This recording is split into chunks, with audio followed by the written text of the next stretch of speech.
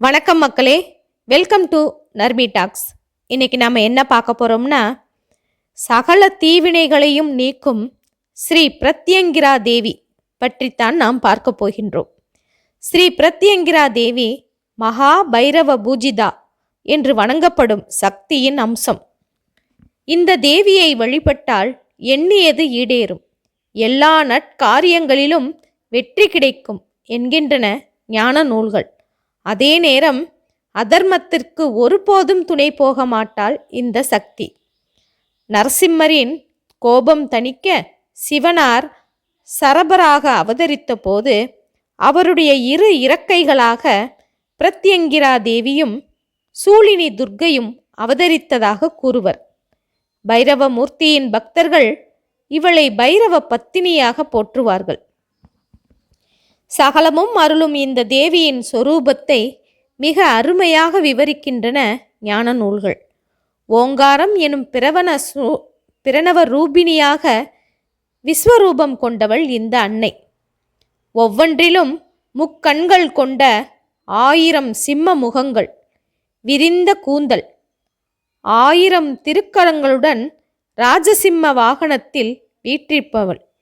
சூளம், முண்டம், சர்ப்பம், பாசம், தமருகம் முதலானவற்றை திருக்கரங்களில் கொண்டு காட்சியளிப்பாள் என்று கூறுகின்றன புராணங்கள்.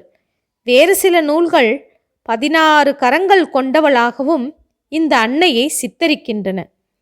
பில்லி, சூனியம் போன்ற தீவினைகளை பொசுக்கும் மாதாவான இந்த தேவியை ஞாயிற்றுக்கிழமை மற்றும் அமாவாசை தினங்களில் எள்ளு புஷ்பம் கொண்டு அர்ச்சித்து உரிய மந்திரங்கள் பாராயணம் செய்து வழிபட்டால் சகல தீவினைகளும் நீங்கும்.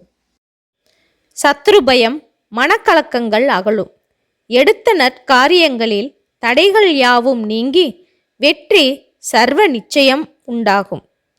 ஆங்கிரசர், பிரத்யங்கிரசர் ஆகிய ரிஷிகள் இந்த அம்பிகைக்கு உரிய மந்திரத்தை கண்டறிந்து விளக்கியிருக்கிறார்கள். அதற்கு உண்டான மூல மந்திரத்தை குரு மூலமாக உபதேசம் பெற்று ஜெபித்து வழிபடுவது சிறப்பு. மேலும் மகா பிரத்யங்கிரா தேவியே போற்றி போற்றி என்று எளிய முறையில் துதித்து உடல் உள்ள சுத்தியுடனும் பயபக்தியுடனும் ஸ்ரீ பிரத்யங்கிரா தேவியை வணங்கி வழிபட்டால் நமது பிரச்சனைகள் யாவும் நீங்கி வாழ்வு செழிக்கும் என்பதில் சந்தேகமே இல்லை. ஓகே மக்களே, இது போன்ற இன்னொரு செய்தியுடன் நாம் சந்திப்போம்.